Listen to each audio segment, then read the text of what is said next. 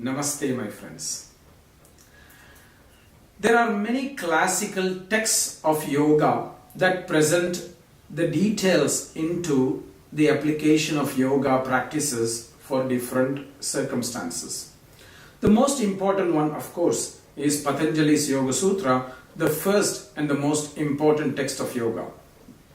But Patanjali's text is very secretive in the sense they are very simple aphorisms that do not provide very great detail into the techniques of practice and the application of practice. They are more directional in nature, these aphorisms.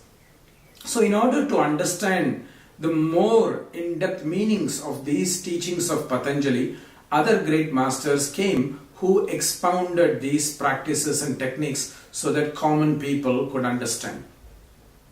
Among this is a fantastic text that is called the Yoga Rahasya of Nathamuni.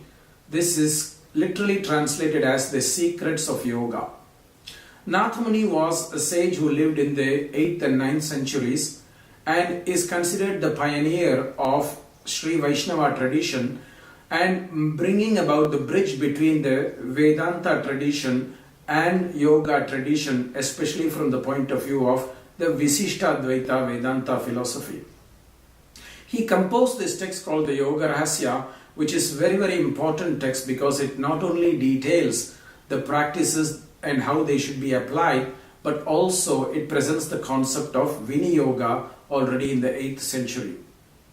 Nathamuni calls the second chapter of his text the Viniyoga Adhyaya and expounds how yoga should be adapted to different stages of life, because we have different needs in these different stages of life, different capacities in these different stages of life, and more importantly, different dharmas in different stages of life.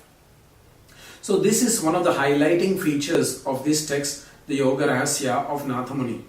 Another major feature of this text is that already in the 8th century, Nathamuni is talking about the importance of yoga practices for women.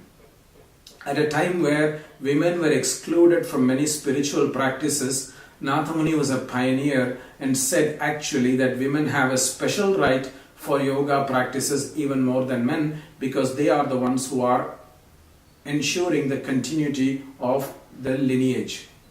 So these are some of the more important aspects that Nathamuni is presenting, apart from describing many techniques of asanas, pranayama, mudra in detail. What is fascinating about this is that Nathamuni wanted to transmit this text to his grandson Yamunacharya, who was the next master in this lineage. But Yamuna was very young, and so Nathamuni deputed this responsibility to his student Kurugai Kavalappan, who was supposed to transmit it to Yamuna when the time was appropriate. However, when the time was right and when Yamuna was approaching Kurugai Kavalappan, it was circumstance that Kurugai Kavalappan passed away and that text was lost into oblivion for many centuries.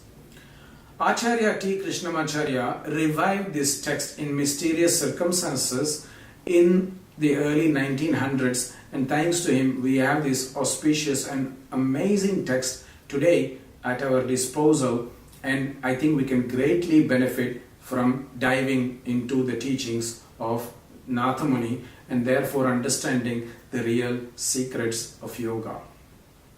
So my friends, I invite you all to engage in the diversity of yoga's teachings and dive into the Nathamuni's Yoga Rahasya so that you may fully understand the scope of yogic practices. Namaste.